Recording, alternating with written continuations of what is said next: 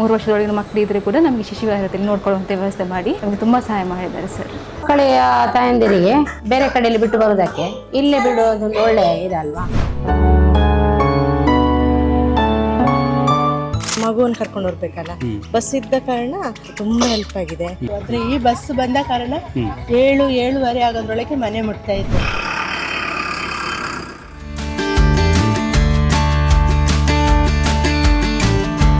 ಹದಿನೈದು ವರ್ಷಗಳಿಂದನೂ ಕೂಡ ಈ ರೀತಿಯ ಫೆಸಿಲಿಟಿಗಳು ನಮ್ಮ ಸಂಸ್ಥೆಯಲ್ಲಿ ಇದೆ. ಮನೆಗೆ ಬಂದು ಹೋಗ್ಲಿಕ್ಕೆ ಆಗದೇ ಇರುವಂತ ಹೆಣ್ಮಕ್ಳು ಯಾರಿದ್ದಾರೆ ಅವರು ಪ್ರತಿಯೊಬ್ರು ಕೂಡ ಈ ಹಾಸ್ಟೆಲ್ ಅಲ್ಲಿ ತಂಗ್ತಾರೆ.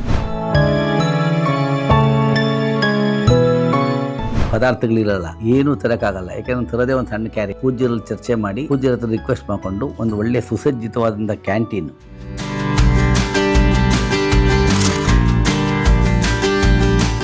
ಅಂತರ್ಜಾಲದಲ್ಲಿ ಜಗತ್ತಿನ ಜಾಲ ನೋಡಿ ಬಲಗೊಳ್ಳುತ್ತಿರುವ ಎಲ್ಲ ವೀಕ್ಷಕರಿಗೆ ನಮಸ್ಕಾರ. ಇವತ್ತು ನಾವು ಮಾತೃಶ್ರೀ ಇಂಡಸ್ಟ್ರಿಯಲ್ ಪಾರ್ಕ್ನಲ್ಲಿದ್ದೀವಿ. ಇಲ್ಲಿ ಒಂದು ವಿಶೇಷ ಇದೆ. ಇದು ಗ್ರಾಮೀಣ ಭಾಗದಲ್ಲಿದೆ. ಇದೊಂದು ದೊಡ್ಡ ಫ್ಯಾಕ್ಟ್ರಿ ಅನ್ನುವಂಥದ್ದು ನಿಮಗೆ ಈಗಾಗಲೇ ಮಾಹಿತಿ ಗೊತ್ತಿದೆ. ಆದರೆ ಇಲ್ಲಿ ಕೆಲಸ ಮಾಡುವಂತಹ ವ್ಯವಸ್ಥೆಯಲ್ಲಿ ದೂರದ ಊರುಗಳಲ್ಲಿ ತುಂಬ ಜನ ಇರ್ತಾರೆ. ಆದರೆ ಕೆಲಸ ಮಾಡಬೇಕನ್ನೋ ಆಸಕ್ತಿ ಇರೋದಿಲ್ಲ. ಅಂಥವರಿಗೆ ಇಲ್ಲಿ ಹೇಗೆ ಕೆಲಸ, ದೂರದಿಂದ ಊರಲ್ಲಿದ್ದವರು ಇಲ್ಲಿ ಬಂದು ಕೆಲಸ ಮಾಡ್ಬೋದಾ, ಈ ಥರದ ಪ್ರಶ್ನೆಗೆ ಇಡೀ ಸಂಸ್ಥೆಯವರೇ ಉತ್ತರವನ್ನು ಕೊಟ್ಟಿದ್ದಾರೆ. ನೋಡಿ, ಕೆಲವು ಹೆಣ್ಮಕ್ಳು 1 ವರ್ಷದಿಂದ 5 ವರ್ಷದ ಮಕ್ಕಳನ್ನ ಕರ್ಕೊಬರ್ತಾರೆ. ಈಗ ಮನೆಯಲ್ಲಿ 5 ವರ್ಷ ಆದಮೇಲೆ ಆದರೆ ಅವರಿಗೆ ಪ್ಲೇ ಹೋಮ್ ಕಳಿಸ್ಬೋದು. 4-5 ವರ್ಷಕ್ಕೆ ಪ್ಲೇ ಹೋಮ್ ಕಳಿಸ್ಬೋದು. ಇವರು ಮನೆಯಿಂದ ಯಾರಾದರೂ ಒಬ್ಬರು ಮಕ್ಕಳನ್ನ ಬಿಡ್ತಾರೆ ಅಥವಾ ಇವರೇ ಬಿಟ್ಟು ಬರ್ಬೋದು. ಆದರೆ 1ರಿಂದ 5 ಒಳಗಡೆ ಆ ಕಡೆ ಪ್ಲೇ ಹೋಮು ಇಲ್ಲ, ಮನೇಲಿ ನೋಡ್ಕೊಳ್ಳೋರು ಇರಲ್ಲ. ನಮ್ಮ ಮಕ್ಕಳು ಸಣ್ಣ ಮಕ್ಕಳಿದ್ದರೆ 3 ವರ್ಷದೊಳಗಿನ ಮಕ್ಕಳಿದ್ರೆ ಕೂಡ ನಮಗೆ ಶಿಶುವಿಹಾರದಲ್ಲಿ ನೋಡ್ಕೊಳ್ಳುವಂಥ ವ್ಯವಸ್ಥೆ ಮಾಡಿ ನಮಗೆ ತುಂಬ ಸಹಾಯ ಮಾಡಿದ್ದಾರೆ ಸರ್.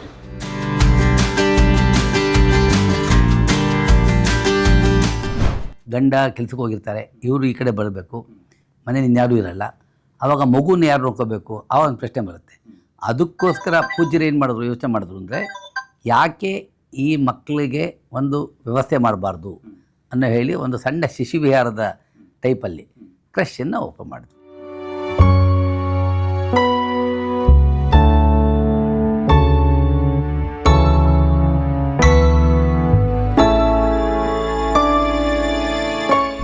ಅದರಲ್ಲೇನು ಒಂದು 15-20 ಮಕ್ಕಳು ಬರ್ತಾರೆ ಅಥವಾ 30 ಮಕ್ಕಳು ಬರ್ತಾರೆ.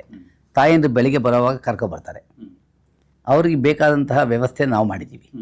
ಅವರಿಗೆ ಅಲ್ಲಿ ಆಟ ಆಡೋಕ್ಕೆ ವ್ಯವಸ್ಥೆ ಇದೆ, ಮಧ್ಯಾಹ್ನದ ಊಟದ ವ್ಯವಸ್ಥೆ ಮಾಡಿದ್ದೀವಿ.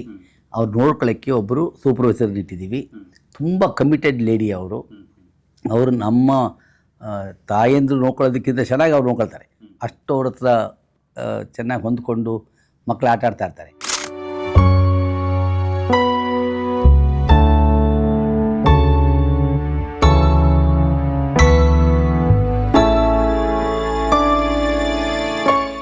ಸಾಯಂಕಾಲ ಹೋಗೋವಾಗ ತಾಯಿಯಿಂದ ಕರ್ಕೊಂಡು ಹೋಗ್ತಾರೆ.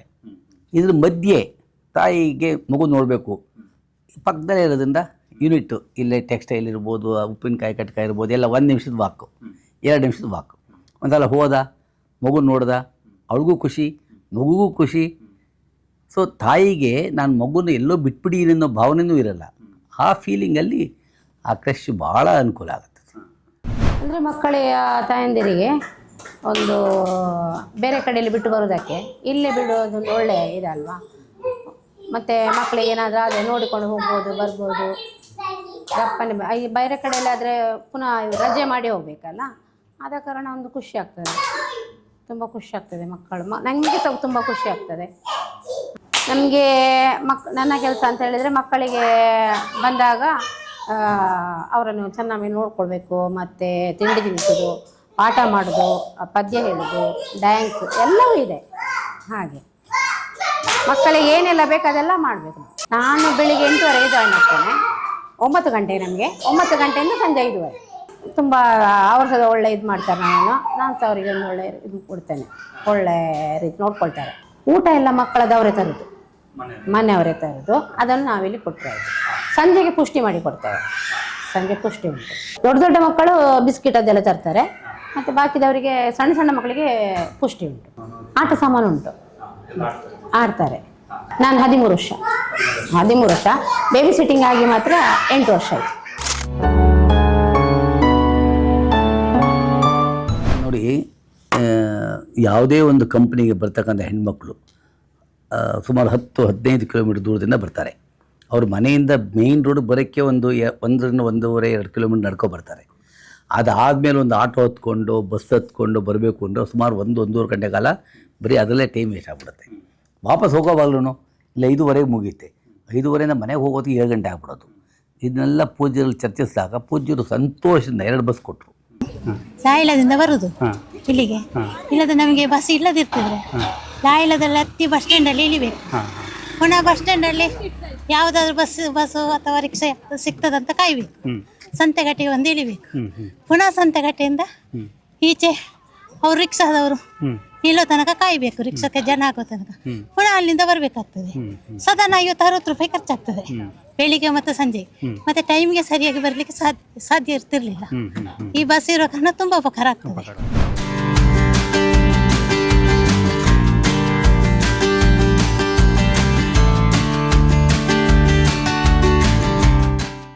ಇಲ್ಲ ಅವ್ರುಗಳಿಗೆ ಅನುಕೂಲ ಆಗಲಿ, ಎಲ್ಲೆಲ್ಲಿ ಮೇಯ್ನು ನಮಗೆ ಪಾಯಿಂಟ್ಸ್ ಇದೆ ಆ ಪಾಯಿಂಟ್ಸಲ್ಲಿ ಹೋಗಿ ನಮ್ಮ ಮಕ್ಕಳನ್ನ ಕರ್ಕೊಂಡು ಬೆಳಗ್ಗೆ ಕರ್ಕೊಬರ್ತೀವಿ ಮತ್ತು ಸಾಯಂಕಾಲ ವಾಪಸ್ ಬಿಡ್ತೀವಿ. ಸೊ ಒಂದು ಅರ್ಧ ಗಂಟೆ ಒಳಗಡೆ ಅವ್ರ ಮನೆ ಸೇರ್ಕೊಬಿಡ್ತಾರೆ. ಅರ್ಧ ಗಂಟೆ ಮೊದಲು ಹೊರಟರು ಸಾಕು. ಈ ಒಂದು 15-20 ಕಿಲೋಮೀಟರ್ ರೇಡಿಯಸಲ್ಲಿ ಇರತಕ್ಕಂಥ ಎಲ್ಲ ಮಹಿಳೆಯರು ಒಂದು ಅರ್ಧ ಗಂಟೆ ಮೊದಲು ಅರ್ಧ ಗಂಟೆ ಆದಮೇಲೆ ಮನೆ ಸೇರ್ಕೊಬಿಡ್ತಾರೆ. ಬೆಳಿಗ್ಗೆ ಬೇಗ ಎದ್ದು ಬರ್ಲಿಕ್ಕೆ ಆಗ್ತಿರ್ಲಿಲ್ಲ. ಆದರೆ ಈ ಬಸ್ಸಿನ ವ್ಯವಸ್ಥೆ ಆದ ಕಾರಣ ನಮಗೆ 8:25 ಅಲ್ಲಿ ಹೊರಡುತ್ತೆ ಉಜಿರೆಯಿಂದ. ಅಲ್ಲಿಗೆ ನಾವು ರೀಚ್ ಆದರೆ ಸಾಕು, ಮತ್ತೆ ನಮಗೆ ತಲೆ ಬಿಸಿ ಇಲ್ಲ. ಸಂಜೆ ಕೂಡ ಅಷ್ಟೇ, ಮನೆಗೆ ಹೋಗಿ ಮುಟ್ಟುವಾಗ ಈ ಬಸ್ ಇಲ್ಲದೇ ಇರುವಾಗ 9 ಗಂಟೆ ಆಗಿದ್ದು ಉಂಟು, 8:45 ಆಗಿದ್ದು ಉಂಟು. ಆದರೆ ಈ ಬಸ್ ಬಂದ ಕಾರಣ 7-7:30 ಆಗೋದ್ರೊಳಗೆ ಮನೆ ಮುಟ್ತಾ ಇದ್ದೇವೆ. ಅವ್ರಿಗೆ ಒಂದು ಸೇಫ್ಟಿ ಇದೆ. ಬಸ್ ಸಿಗ್ತಾ, ಆಟೋ ಸಿಗ್ತಾ, ನಡ್ಕೊಂಡು ಹೋಗ್ಬೇಕಲ್ಲ, ಏನು ಆ ಭಯ ಇಲ್ಲ. ಆಮೇಲೆ ಮಳೆಗಾಲದಲ್ಲಿ ಅದು ಇನ್ನೂ ಸಮಸ್ಯೆ. ಒಂದು ಆಟೋ ಸಿಗದೆ ಹೋದರೆ, ಒಂದು ಬಸ್ ಸಿಗದೆ ಹೋದರೆ ಹೇಗೆ ಬರೋದು?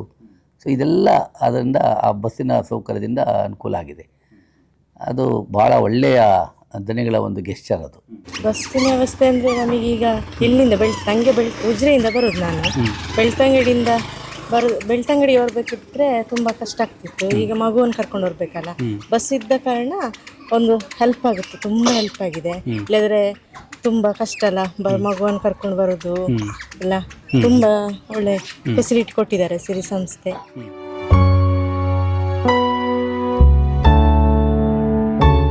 ಹಳೆ ಬಿಲ್ಡಿಂಗಲ್ಲಿದ್ದಾಗ ನಾನು ನೋಡ್ತಾ ಇದ್ದೆ, ಏನು ಅವರೆಲ್ಲ ಬುತ್ತಿ ತರೋರು, ಪ್ರತಿ ಒಂದು ಕೆಲಸಗಾರರು ಬುತ್ತಿ ತರೋರು. ಪಾಪ ಅವರು 8 ಗಂಟೆ ಮನೆಗೆ ಬಿಟ್ಟರೆ ಅವರು 7 ಗಂಟೆಗೆ ಅಡುಗೆ ಮಾಡಿ 8 ಗಂಟೆ ಮನೆಗೆ ಬಿಟ್ಟು ಆ 7 ಗಂಟೆಯಲ್ಲಿ ಏನು ತಿಂಡಿ ಮಾಡಿರ್ತಾರೆ ಅವ್ರಿಗೋ ಅಥವಾ ಮನೆಯವ್ರಿಗೋ ಮಕ್ಳಿಗೋ ಮಾಡಿರೋದನ್ನು ಅದನ್ನು ಒಂದು ಸಣ್ಣ ಕ್ಯಾರಿಯಲ್ಲಿ ಹಾಕ್ಕೊಂಡು ಬರೋರು. ಇಲ್ಲಿ ಮಧ್ಯಾಹ್ನ 1-1:30 ಊಟ ಮಾಡೋತ್ತಿಗೆ ಅದು ತಣ್ಣಗಾಗಿರೋದು. ಅದರಲ್ಲಿ ಏನು ಪದಾರ್ಥಗಳಿರಲ್ಲ, ಏನೂ ತರೋಕ್ಕಾಗಲ್ಲ. ಯಾಕೆಂದ್ರೆ ತರೋದೇ ಒಂದು ಸಣ್ಣ ಕ್ಯಾರಿಯರು. ಅವರು ಒಂಥರ ಒಂದು ಒಳ್ಳೆಯ ಫುಡ್ಡನ್ನ ಮಧ್ಯಾಹ್ನ ತಗೊಳ್ತಾ ಇರಲಿಲ್ಲ. ಅದೆಲ್ಲ ಯೋಚನೆ ಮಾಡಿ ಪೂಜ್ಯರಲ್ಲಿ ಚರ್ಚೆ ಮಾಡಿ ಪೂಜ್ಯರ ಹತ್ರ ರಿಕ್ವೆಸ್ಟ್ ಮಾಡಿಕೊಂಡು ಒಂದು ಒಳ್ಳೆಯ ಸುಸಜ್ಜಿತವಾದಂಥ ಕ್ಯಾಂಟೀನು.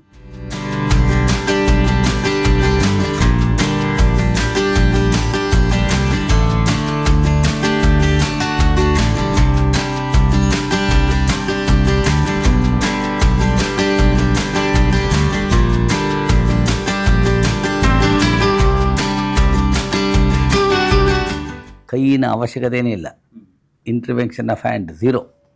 ಅಷ್ಟು ಚೆನ್ನಾಗಿ ಎಲ್ಲ ಮೆಕನೈಸ್ ಮಾಡಿ ಅವರಿಗೆ ಒಂದು ಸಬ್ಸಿಡೈಸ್ಡ್ ಊಟ ಕೊಡ್ತಾಯಿದ್ದೀವಿ.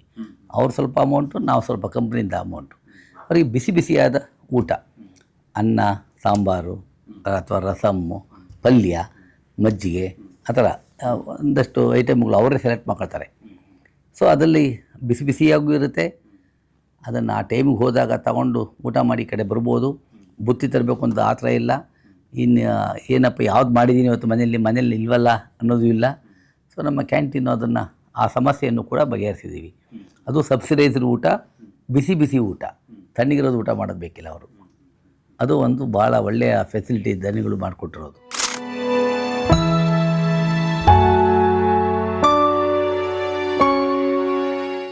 ಭಾಳ ಜನ ಹೆಣ್ಮಕ್ಳು ಸುತ್ತಮುತ್ತ 15-20 ಕಿಲೋಮೀಟರ್ ಆದರೆ ಅವ್ರಿಗೆ ಬಸ್ಸಲ್ಲಿ ಹೋಗಿ ಬಸ್ಸಲ್ಲಿ ಬಂದು ಮನೆ ಹೊರಟೋಗ್ತಾರೆ.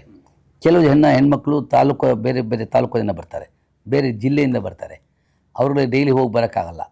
ಉಳ್ಕೊಳ್ಳೋ ವ್ಯವಸ್ಥೆ ಬೇಕು, ಅದು ಗ್ಯಾರಂಟಿ ಆಗಿರಬೇಕು, ಅದು ಸೇಫ್ಟಿ ಆಗಿರಬೇಕು. ಹೆಣ್ಮಕ್ಳು ಉಳ್ಕೊಳ್ಳೋದಕ್ಕೆ ಅವರ ಅಪ್ಪ ಅಮ್ಮಂದರಿಗೆ ಒಂದು ಭಯ ಇರಬಾರ್ದು, ನನ್ನ ಮಗಳು ಸುರಕ್ಷಿತವಾಗಿದ್ದಾಳೆ ಅನ್ನೋ ಒಂದು ಫೀಲಿಂಗ್ ಇರಬೇಕು. ಹಾಗಾಗಿ ಒಂದು ಒಳ್ಳೆಯ ಸುಸಜ್ಜಿತವಾದಂಥ ಒಂದು ಹಾಸ್ಟೆಲ್ ಫೆಸಿಲಿಟಿ ಮಾಡಿದ್ದೀವಿ.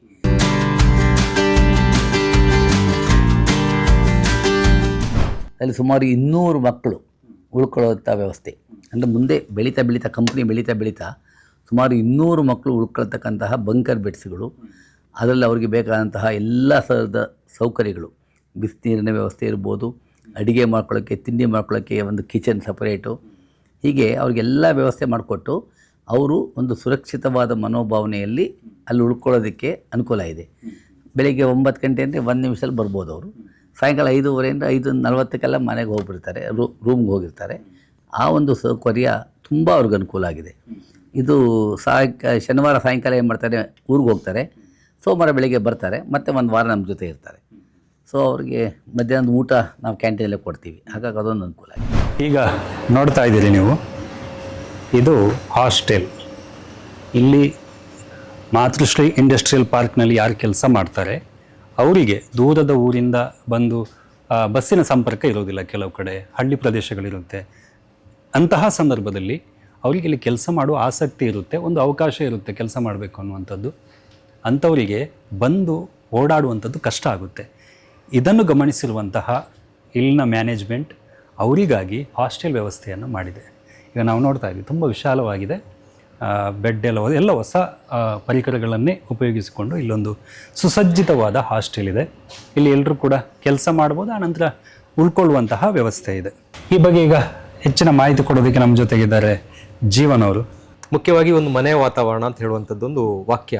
ಮುಖ್ಯವಾಗಿ ಇಲ್ಲಿ ನಾವು ಕೆಲಸ ಮಾಡುವಂಥದ್ದು ಒಂದು ಕಡೆ ಆದರೆ, ಅದೇ ರೀತಿ ಎಲ್ಲಾ ರೀತಿಯ ಒಂದು ವ್ಯವಸ್ಥೆಗಳು ಸಂಸ್ಥೆಯಲ್ಲಿ, ಮುಖ್ಯವಾಗಿ ಹೆಣ್ಣು ಮಕ್ಕಳ ಒಂದು ಮಹಿಳಾ ಸಬಲೀಕರಣದ ಧ್ಯೇಯ ಉದ್ದೇಶದಿಂದ ಹುಟ್ಟಿಕೊಂಡಿರುವಂತಹ ಈ ಸಂಸ್ಥೆಯಲ್ಲಿ ಮಹಿಳೆಯರನ್ನು ಇನ್ನೊಂದು ರೀತಿಯಲ್ಲಿ ನಾವು ಪ್ರೋತ್ಸಾಹಿಸಬೇಕು, ಅವರಿಗೆ ಬೇರೆ ಬೇರೆ ರೀತಿಯ ಕೆಲಸ ಕಾರ್ಯಗಳನ್ನು ಕೊಡಬೇಕು ಅಂತ ಹೇಳುವಂಥದ್ದು ಒಂದಾದ್ರೆ, ಅದರ ಜೊತೆಗೆ ಅವರ ಒಂದು ಏನು ಅವರಿಗೆ ಬೇಕಾದಂತಹ ವ್ಯವಸ್ಥೆಗಳು, ಅವರಿಗೆ ಬೇಕಾದಂತಹ ಸುರಕ್ಷತೆ, ಪ್ರತಿಯೊಂದನ್ನು ಕೂಡ ಗಮನದಲ್ಲಿಡಬೇಕಾದಂಥದ್ದು ಬಹಳ ಮುಖ್ಯವಾದ. ಹೌದು. ಹಾಗಾಗಿ ನಮ್ಮ ಹೆಚ್ಚಿನ ಇಲ್ಲಿ ಕೆಲಸ ಮಾಡುವಂಥ ಮಹಿಳೆಯರು ಎಲ್ಲ ಗ್ರಾಮೀಣ ಪ್ರದೇಶದಿಂದ ಬರುವಂಥ ಮಹಿಳೆಯರು. ಮುಖ್ಯವಾಗಿ ಉಜಿರೆ ಇರ್ಬೋದು, ಅಥವಾ ಈಚೆಡೆ ಚಾರ್ಮಾಡಿ, ನಿಡುಪೆ, ಪಟ್ರಮೆ ಅಥವಾ ಧರ್ಮಸ್ಥಳದ ಆ ಕಡೆ ಇರುವಂಥವ್ರು. ಹೆಚ್ಚಾಗಿ ಏನು ಅಂತ ಹೇಳಿದ್ರೆ ಮೇನ್ ಸಿಟಿ ಪ್ಲೇಸ್ಗಳಿಗೆ ಅಥವಾ ಸಿಟಿ ವಿಭಾಗಗಳಿಗೆ ಬಸ್ನ ವ್ಯವಸ್ಥೆ ಇರುವಂಥದ್ದು. ಅಲ್ಲಿಂದ ಅವರು ಮತ್ತೆ ಒಳಗಡೆ ಹೋಗ್ಬೇಕು, ಮನೆಗೆ ಹೋಗ್ಬೇಕು ಅಂತ ಹೇಳಿದ್ರೆ ಇಲ್ಲಿಂದ ಸಾಧಾರಣ ಒಂದು ನಾವು 9 to 5:30 ಏನು ಟೈಮಿಂಗ್ಸ್ ಇಟ್ಟಿದ್ದೇವೆ, ಆ ಟೈಮಿಂಗ್ಸ್ನಲ್ಲಿ ನಾವು ಇಲ್ಲಿಂದ ಉಜಿರೆ ಕಡೆಗೆ ಅಥವಾ ಗೇರ್ಕಟ್ಟೆ ಕಡೆಗೆ ನಮ್ದು ಒಂದು ಬಸ್ ಆಪರೇಟ್ ಆಗುತ್ತೆ. ಅಂದ್ರೆ ನಾವು ಅವರನ್ನು ಕರ್ಕೊಂಡು ಹೋಗ್ಬೇಕು, ಅದು ಕರ್ಕೊಂಡು ಬರಬೇಕು ಅಂತ ಹೇಳುವಂತ ಒಂದು ಇಂಟೆನ್ಷನ್ ಅಲ್ಲಿ 2 ಬಸ್ ಆಪರೇಷನ್ ಆಗ್ತಾ ಇದೆ. ಬಟ್ ಅವರನ್ನು ಪರ್ಟಿಕ್ಯುಲರ್ ಪ್ಲೇಸ್ಗೆ ನಾವು ಪಿಕಪ್ ಮಾಡ್ತೇವೆ, ಪರ್ಟಿಕ್ಯುಲರ್ ಪ್ಲೇಸ್ಗೆ ನಾವು ಡ್ರಾಪ್ ಮಾಡ್ತೇವೆ. ಇಷ್ಟು ಬಿಟ್ರೆ ಅಲ್ಲಿಂದ ಮತ್ತೆ ಅವ್ರ ಮನೆಗೆ ಹೊರಬೇಕು ಅಂತ ಹೇಳಿದ್ರೆ, ಸಪೋಸ್ ಈಗ ನಾವು ಉಜಿರೆಗೆ ಅವರನ್ನು 6 ಗಂಟೆಗೆ ಡ್ರಾಪ್ ಮಾಡಿದ್ರು ಕೂಡ ಮನೆಗೆ ಮುಟ್ಟಬೇಕಂದ್ರೆ ಅವ್ರು 8 ಗಂಟೆ ಆಗುವಂತ ಸಂದರ್ಭಗಳು. ಈ ಸಂದರ್ಭವನ್ನು ಎಷ್ಟು ಅದು ಸೇಫ್ ಅಂತ ಹೇಳುವಂಥದ್ದು ಬಹಳ ಮುಖ್ಯವಾದಂಥದ್ದು. ಅದನ್ನು ಗಮನದಲ್ಲಿಟ್ಟಾಗ ಅವರಿಗೆ ಒಂದು ರೀತಿಯ ಹಾಸ್ಟೆಲ್ ಫೆಸಿಲಿಟಿ ಕೊಡಬೇಕು ಅಂತ ಹೇಳುವಂಥದ್ದು ಬಹಳ ಮುನ್ನೆಲೆಗೆ ಬಂದಿರುವಂಥದ್ದು. ಇತ್ತೀಚಿನ ಒಂದು 15 ವರ್ಷಗಳಿಂದನೂ ಕೂಡ ಈ ರೀತಿಯ ಫೆಸಿಲಿಟಿಗಳು ನಮ್ಮ ಸಂಸ್ಥೆಯಲ್ಲಿ ಇದೆ. ಇದು ಅತ್ಯುನ್ನತವಾದ, ಅತಿ ಆಧುನಿಕವಾದಂತಹ ತಂತ್ರಜ್ಞಾನದಲ್ಲಿ ಪ್ರತಿಯೊಬ್ಬರಿಗೂ ಕೂಡ ಬಂಕರ್ ಸಿಸ್ಟಮ್ ಅಲ್ಲಿ ಬೆಡ್ಗಳನ್ನು ಕೊಟ್ಟು, ಅದರಲ್ಲಿ ಕೂಡ ಯಾವುದೇ ರೀತಿಯ ಕಾಂಪ್ರಮೈಸ್ ಇಲ್ಲದೆ ರೆಸ್ಟೋಲೆಕ್ಸ್ ಯಾವ್ದು ಬ್ರಾಂಡೆಡ್ ಬೆಡ್ಗಳಿದ್ದಾವೆ, ಪ್ರತಿಯೊಬ್ಬರಿಗೂ ಕೂಡ ಅದನ್ನು ಒದಗಿಸಿರುವಂತದ್ದು. ಹಾಗಾಗಿ ಎಲ್ಲಾ ಹೆಣ್ಮಕ್ಳು ಏನ್ ಮಾಡ್ತಾರೆ ಅಂತ ಹೇಳಿದ್ರೆ, ಯಾರು ಇಲ್ಲಿ ನಮ್ಗೆ ಡೈಲಿ ಮನೆಗೆ ಬಂದು ಹೋಗ್ಲಿಕ್ಕೆ ಆಗದೇ ಇರುವಂತ ಹೆಣ್ಮಕ್ಳು ಯಾರಿದ್ದಾರೆ ಅವರು ಪ್ರತಿಯೊಬ್ರು ಕೂಡ ಈ ಹಾಸ್ಟೆಲ್ ಅಲ್ಲಿ ತಂಗ್ತಾರೆ. ಸೋಮವಾರದಿಂದ ಶನಿವಾರದವರೆಗೆ ಇಲ್ಲಿರ್ತಾರೆ.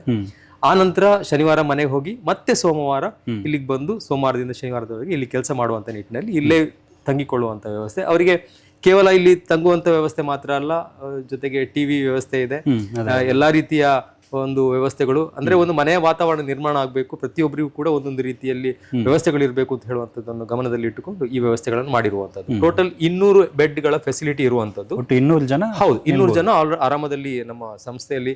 ಬರೀ ಹೆಣ್ಣು ಮಕ್ಕಳು ಮಾತ್ರ, ಯಾವುದೇ ರೀತಿಯ ಚಾರ್ಜಸ್ ಇಲ್ಲ, ಫ್ರೀ ಆಫ್ ಕಾಸ್ಟ್. ಅದಲ್ಲದೆ ಈಗ 60 ಜನ ಆಲ್ರೆಡಿ ನಮ್ಮಲ್ಲಿ ಇಲ್ಲಿ ಸ್ಟೇ ಆಗ್ತಾ ಇದ್ದಾರೆ ಈ ಒಂದು ಇದರಲ್ಲಿ, ಕಟ್ಟಡದಲ್ಲಿ.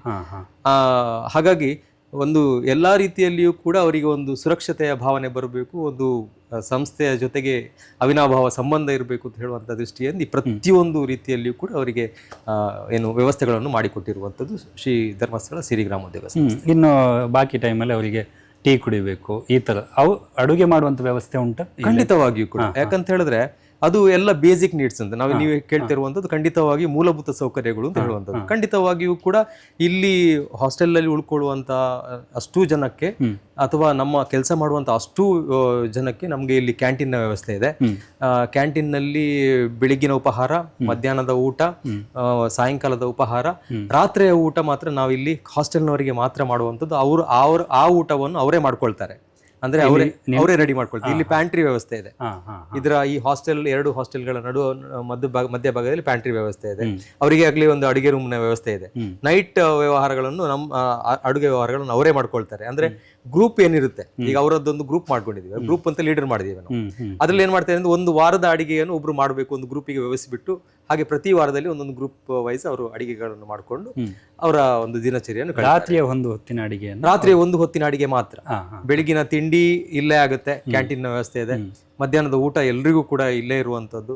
ಸಾಯಂಕಾಲದ ತಿಂಡಿಯ ವ್ಯವಸ್ಥೆ ಇಲ್ಲೇ ಇದೆ. ರಾತ್ರಿಯ ಊಟವನ್ನು ಅವರು ಇಲ್ಲಿ ಉಳ್ಕೊಳ್ಳೋರು ಅವರ ವ್ಯವಸ್ಥೆ ಮಾಡ್ಕೊಳ್ತಾರೆ. ಹಾಗೆ ಇದು ನಮ್ಮ ಹಾಸ್ಟೆಲ್ನ ಫೆಸಿಲಿಟಿ.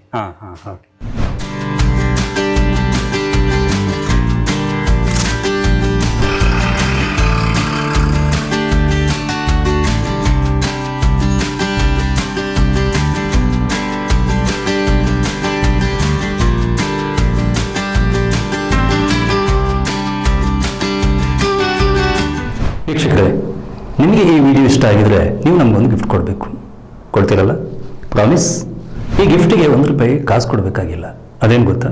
ನಮ್ಮ ಚಾನೆಲ್ನ ಸಬ್ಸ್ಕ್ರೈಬ್ ಮಾಡಿ ನಮ್ಮನ್ನು ಸಪೋರ್ಟ್ ಮಾಡಿ. ಇದೇ ನೀವು ಕೊಡೋ ನಮಗೆ ಗಿಫ್ಟ್. ನಿಮ್ಮ ಗಿಫ್ಟ್ ನಮ್ಮನ್ನು ಮತ್ತಷ್ಟು ಲಿಫ್ಟ್ ಮಾಡುತ್ತೆ. ಬಾಯ್.